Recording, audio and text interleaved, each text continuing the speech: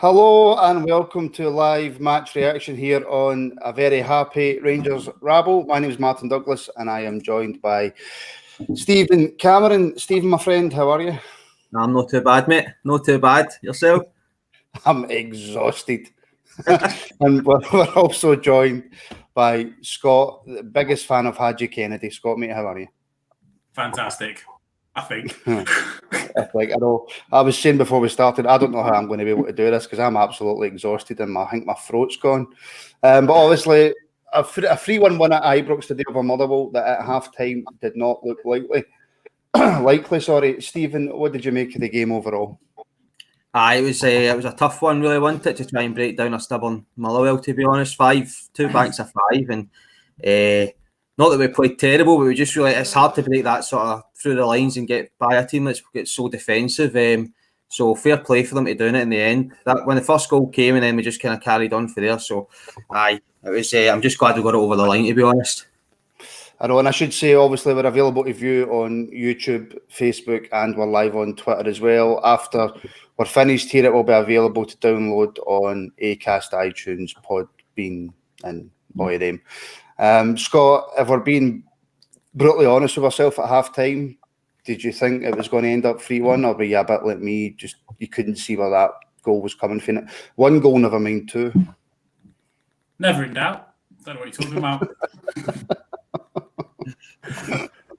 John, I've said this before. I think we all suffer from PTSD, particularly from last season before. We've seen these games, unfortunately, at Ibrox as well, where teams come, they sit in, and they try and catch us on the counter. Motherwell didn't even try and venture up the park. I've never seen anything like it. I'm all for, right, okay, we know our limitations. We come with a game plan. We stick to it. We be disciplined. But that was ridiculous. And I was saying just before we came on live that I'm pretty sure, I have to watch it back. I'm pretty sure as soon as the game kicked off in the second half, the Motherwell players just retreated. They literally, they started in the standard formation, and then they just ran backwards and just set up 2 banks of 5. What is that about? I know. Do you know what? We can sit here and laugh now, Scott. But see, during the game, I think I actually put it on Twitter as well. I said that Craig Levine would have been proud of that formation. That's embarrassing. It really, really is embarrassing, and it's you've got to have some level of whatever you do in life, whatever line of work you're in, you've got to have some kind of professional integrity. And if you're a footballer, you don't go through 10, 15, 20 years of training to be a professional footballer to then go, well, I'm not actually interested in having the ball. And then as a coach to look at your players and go, well, there's no point in us having the ball. Because we've all been supporters of football and Rangers for a long enough time. We've all seen teams come to Ibrox. We've all seen teams come away from Ibrox with a point or 3 points, but never have I ever seen anything like that. No, but just to put it in perspective, Stephen, there is people out there who would say, look, Motherwell get an early goal, and after they get that goal, they can do whatever they want. They can play however they want. And it worked for 73 minutes. I mean, I am a wee bit in that camp, man. I know what people can say and what Scott's saying there as well. The sort of morality of it, of playing 2 banks of 5 and no actually having any sort of hope to get out. And I think one of the things that came for that as well is that started for the first minute, them going 2 banks of 5. It wasn't if they got their first goal and then they changed to go 2 banks of 5. They'd done that for the very first minute. So that tells you their game plan. But I think when you watch that sort of game and when you're against it, it comes down to us to go out and break them down. Doesn't it? Even though that's the morale. I know people can say about like against football and stuff like that, but that's their job at the end of the day, just to break them down. But I am as surprised.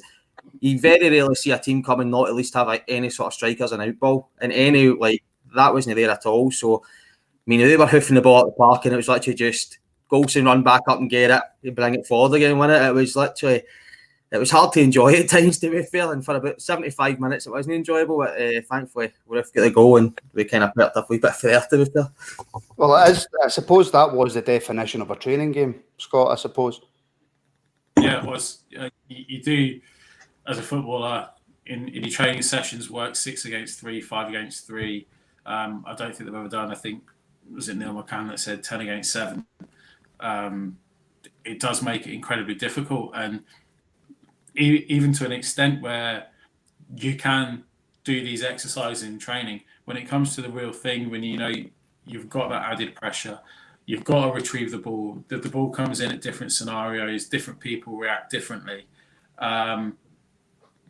It's not straightforward at all, and it's really easy for me to sit on my sofa and shout all the expletives in the world at my team. Why aren't you doing this? Why aren't you doing that? But what they did demonstrate today, I mean, going 1-0 down and then having faced that is, I would say, resilience and an extreme amount of patience that clearly myself and probably everyone else as a supporter does not have. No, because it would have been really easy for us to lose shape, lose the plot, lose our rag, end up with a silly booking, silly sending off, because that's what happens when you get frustrated. They didn't. They stayed calm. They stayed at it. Got to certain points in the game, tried different things. I mean, probably come on to it later. I was screaming for different things sooner, but Gerrard has always been very, very clear that he trusts his players, he trusts the guys in the park to do a job, and he will give them a sufficient amount of time to do that job until such point that he feels that a change is perhaps necessary. Well, I mean, it's easy. Listen, the game's finished. It's easy to say if we'd done this, if we'd done that, would it have been any different? But Stephen, Defoe starting obviously over Cedric Itten. What did you make of the starting lineup Gerrard put out? Because for me, it was quite a strong one. But I feel Itten didn't play great against St Mirren. But I would have probably been more comfortable going up against a team like Motherwell with a Cedric Itten up front compared to a Jermaine Defoe. Well, on the previous show, I suggested that I thought Defoe might start, and to be fair, I might go against a wee bit of the grain here. I thought if watching that game at the start, I could have probably went with Defoe, to be honest. No, yeah, 100%. He's got that, and I feel it just did it came off for Defoe because he's got that. Defoe's that sort of one-touch finish striker, and so sometimes when it's really compressed in a box, that one touch is all the space you get, and he can hit it in. So I wasn't really surprised that he went with Defoe, but I would have thought maybe I was actually kind of confident to bring Itten on, but keep Defoe on the park as well. I was quite surprised it was a straight swap for the two of them. I thought he'd maybe go with the two strikers and go it that way, and maybe like Thompson was saying on the commentary, sacrifice the defender a wee bit because there was just nothing for them going up front. The Helander and Golson had nothing to really to do really, except for just pass it to the midfielders. So I kind of thought he got the team right. I can understand why he changed it. I would have started Kamara, but understand why he brought on Aribo at half time because he's a bit more tricky and can get in those wee pockets of space. So I think he done well actually with substitutions today. I think he watched the game the first half and he made the right calls, and bringing on people like Hadji. As the game evolved, I think he made the right decisions, to be fair. No, absolutely. And I was going to maybe talk a wee bit about Helander, but he never had much to do because my worry was with Helander coming back in, and because of how stupid Edmondson's been, we didn't have a great deal of cover there for centre-back if Helander maybe couldn't last the 90 minutes, but he never had anything to do. But Scott, the reason that he never had anything to do and the reason that Motherwell played the way they did was because we gave them the impetus by giving them an easy goal. And we've spoke all season about how well we've done defensively.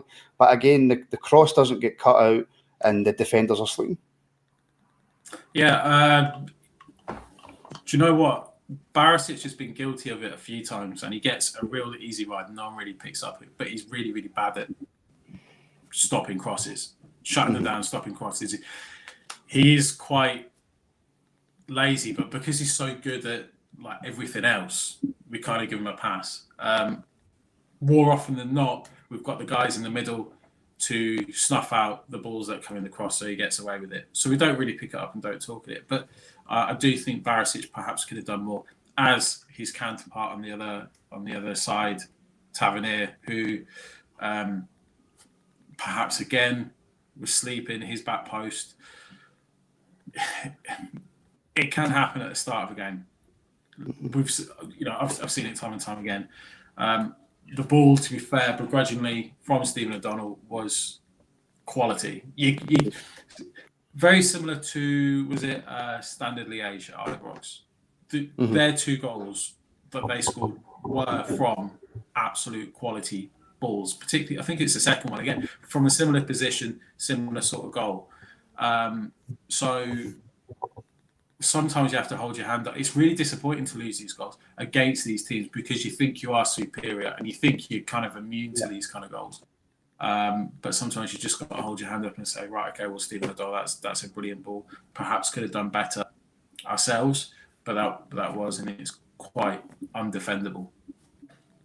Well, see, but that's the problem, Stephen, when we concede a goal like that, and I think Scott's absolutely right. I think there is questions about Barisic defensively, but when you concede a goal like that so early on to a team, you make the job like that game just showed us so much harder for yourself. Aye, so you're playing into their hands, and you really, that's exactly what they're looking for and what they want, and it's easier for a team to defend a goal lead. It gives them a bit of hope and a bit of something to hold on to and fight for.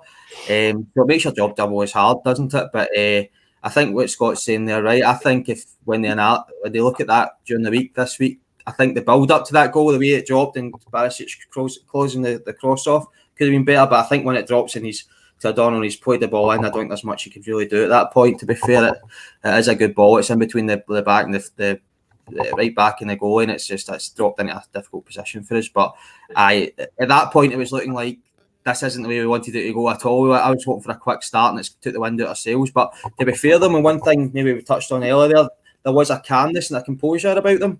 I didn't really feel like we were rushing things, which I like because it makes you think like they feel quite confident in themselves and quite comfortable that they think a goal's coming and you don't need to push it too hard. And it took a while, but we got there and we kept on probing the first half. So.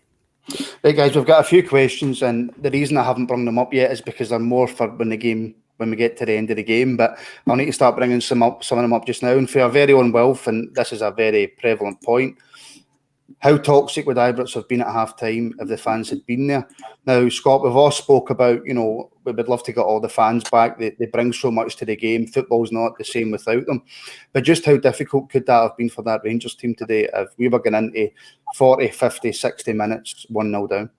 After the result against St Mirren, I should say. Thanks, Wolf. It's not particularly a question that I want to answer because, unfortunately, I think it would have been a toxic atmosphere. It would have been an atmosphere full of frustration.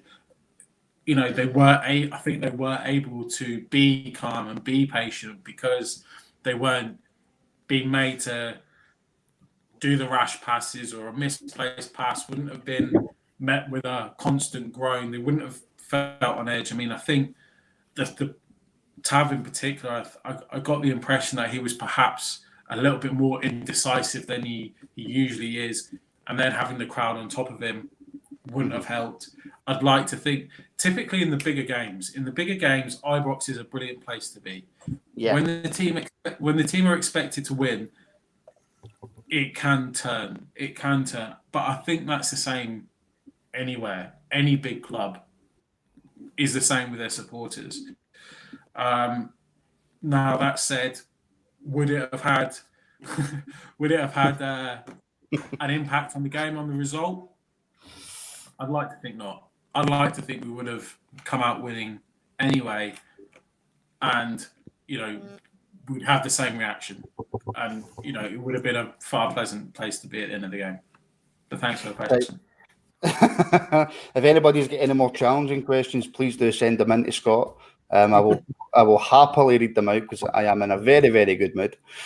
Just at the end of the first half, Stephen, I should say, and there was good play between Roof and Davis, little one-touch play, and Roof went down. Now, for me personally, I don't think it was a penalty. I'd have been delighted if we got it, but what do you think? Was that a penalty? Can you remember what I'm talking about?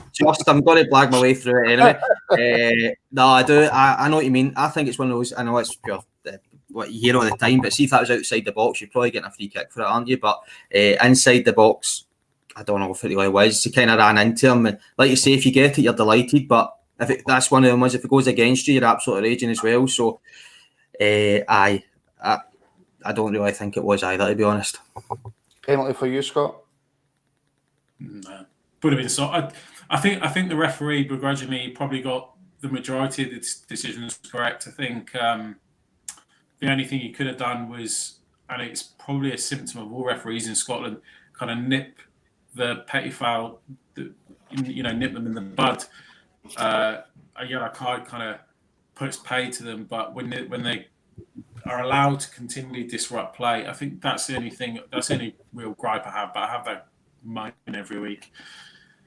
No, but I have to say though, the referee probably, and I can't really remember because my head's all over the place with the game. The ref probably did have a half decent game. I don't think he get many decisions wrong. But like you say, Scott, I mean, the yellow card didn't come out until like the 75th minute or something like that. There was plenty of challenges that warranted a yellow card. Yeah. As I said, every week it's just the same. We don't really talk about it because we're winning. We always talk about how well we play, and it's almost in spite of the referees. But it's something that does come out. The referees' performance does come out, and it will come out when you're not winning or when you don't win, or because you're looking for reasons. And sometimes you do have to point the finger inwards. But on this occasion, when we have won, you can almost be more justified to analyse it, and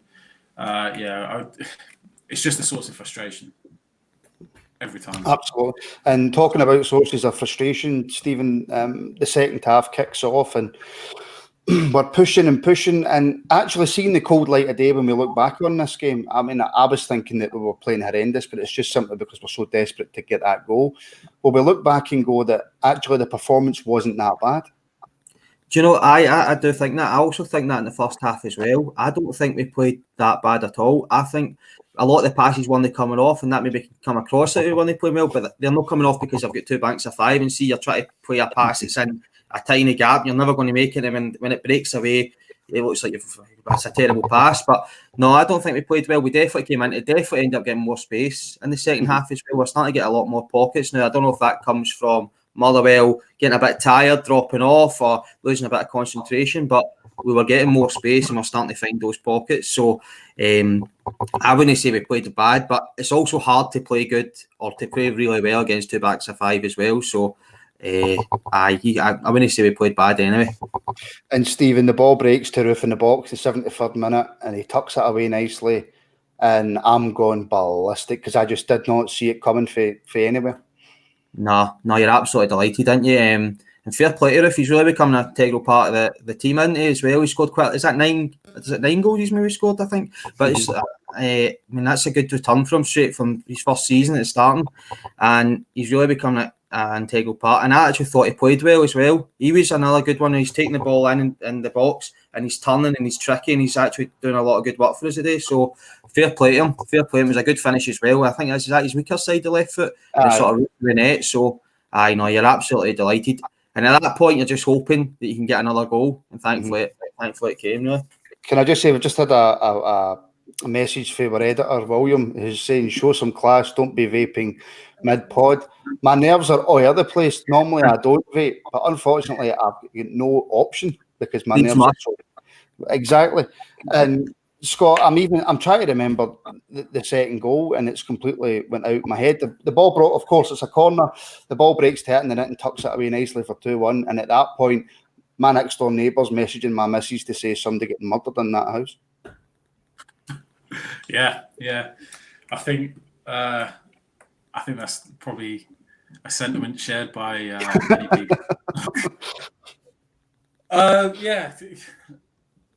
I don't think any of the goals were particularly memorable, classy, or perhaps noteworthy. I think it just demonstrates, and I've said this before, we have got a squad that bring a variety of different attributes, very much horses for courses. And I've said this before, and I thought the game was screaming out for it to come on. I thought particularly in the second half, we started to find those pockets, as Stephen said, in and around the box, which allowed us to get to the byline. And we were actually putting in some very, very good balls into the box, particularly the ones that were going over to the back post.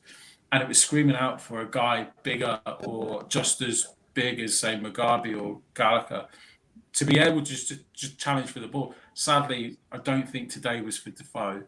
touched on it, Stephen, before. At the start of the game, you looked at the team sheet. I wouldn't have argued with any of it, but I think it was quite evident, half an hour, 45 minutes, that something had to change, and thankfully we did. I probably would have made the changes a lot sooner, but that's probably a conversation. Depending on what type of manager you are, Mourinho will sometimes make three changes at half time. Advocat used to make changes after 20 minutes, right or wrong.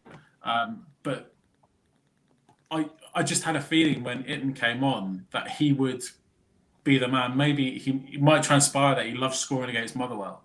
If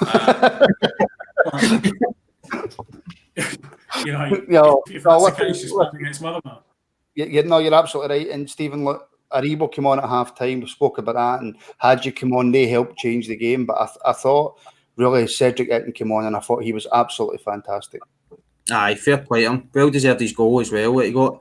And that's another good performance, and hopefully confidence he can take for that as well. Do you know what I mean? Because I know it was a hard game for him against St Mirren, and probably was that his first start in like the league and the cup and stuff. For us, I know he started in the Europa League, and maybe he's not taking as much confidence for that. But he should take confidence for that coming on, and hopefully he can get another start as well, because he caused them bother, and he works hard. To be fair to him, he comes on and he actually grafts. So, aye, delighted for him, because I wasn't negative about him on Wednesday against St Mirren, but I was thinking I wish he took more of a chance, had maybe played a bit better. So, fair play. I'm glad to be proven wrong, to be honest. And to be fair, Scott, when we go 2-1 up, obviously then Motherwell will come out, try and play, try and create chances. I thought we shut the game down brilliantly, and then of course the cherry on top of the cake is a third goal for Roof. 3-1, happy days, 3 points, 16 points clear of Celtic, and we just move on. Exactly that. Can't really add much to that. Just take that. Well, you need to. Get us 16 points, move on. Just take it. As I said, I tweeted before the game, I'd absolutely love a 5-0, real show some quality after Wednesday. But the way today panned out, I think it's just as important to go 1-0 down, to demonstrate we have the patience, we have, importantly, the quality to put teams away when it really, really matters, to come back from a point where it looked like we were bereft of ideas, we hadn't got a clue, make a couple of changes off the bench. For let's be honest, Aribo, Hadji, to a certain extent, Itten, in from the cold, and they're the guys that make the ultimate difference to that team. Because you're expecting the guys that started, Kamara, great form, Davis, great form, Arfield, pretty much the same, good form, for them to run the midfield and run the show. And all that transpired was they kind of got stuck in their way, and they really didn't have any running off the ball that really disrupted the Motherwell 2 banks of 5 and made it easy. So then we look elsewhere, we change it, and we come away with the 3 points. Absolutely, and we'll be finishing up shortly, but there's kind of 3 comments here that are all roughly the same. We've got True Blade 1872. That wasn't easy on the eye, but got there in the end. Amanda Robinson, fantastic win and not an easy game. And to finish it off, we've got Lisa Morley, the biggest and most important win of the season. Yes. And I think that has to be what we take for us, Stephen. That look, for so long in that game, I don't think there was many Rangers supporters out there that seen where we were going to pull the win from. This might just be the most important win throughout the full season. Yeah, definitely. It's one of those ones. It's maybe when you look back on it in a couple of months' time down the line, depending where you are, you'll pinpoint this. But because if we didn't get the result today, the criticism was coming, and it was going to come pretty hard on us, to be honest. So fair play to the players, because they just plugged away at it and they kept on going. So and it's a big one for Gerrard as well, because I think on Wednesday he came out and he took all the pressure on himself. He took the responsibility. So he's going to get grief after this, and it was his. I'm looking at him. It's his job to get these players up front and go out and do the business, and they done it. So happy days, mate. And we move on to. Is it Wednesday against the Johnston? Yeah. I don't even know what day it is today. Times the next game. And Scott, we'll just finish very quickly then on. Obviously, if Gerrard makes the subs and it doesn't work, he gets criticised. So can we actually praise the manager for not just the subs he made, but when he made them? My favourite conversation today is about the substitutions. analysing them, half-time, Aribo, I probably would have brought on Haji sooner, but, that's why I'm sat here, and Gerard is the world-famous man he is. But, yeah, he made an impact when he came on. When Haji came on, he completely transferred. He pulled the midfield, the Motherwell midfield and defence out of places that they didn't really want to go to. He helped Tav double up. In fact, him, Tav, and Aribo became like a triangle in areas, and they found areas to then play the ball into the box or get to the edge of the box or go down to the flank. So that in itself was really, really pleasing to see. I'm trying to think. It obviously came on, scored the winner. And Zungu, Token Zungu. But what really impressed me about this, what really impressed me about the substitutes was their doubling up work for the to be ball boys. That honestly, that made a huge difference. That Tav screaming for the ball, push, Tav gets the ball, back in play. It made a massive difference. So I don't know if they're actually allowed to do that. Perhaps we shouldn't be drawing attention to it. But I've got to say, my favourite part of any preview or reaction that I've done is Scott going whoosh. There you go. That does it for me. Listen, Jen, we shall leave it there. Stephen, my friend, thank you very much. No worries. Cheers, Scott, as ever, mate. Thank you. Cheers. Thank you to everybody watching. Everybody who then downloads it and listens, thank you very much. We appreciate it. And a very happy Rangers, 16 points clear. Let's hope Hearts do the business tomorrow just to round off the weekend. And we shall speak to you all very soon.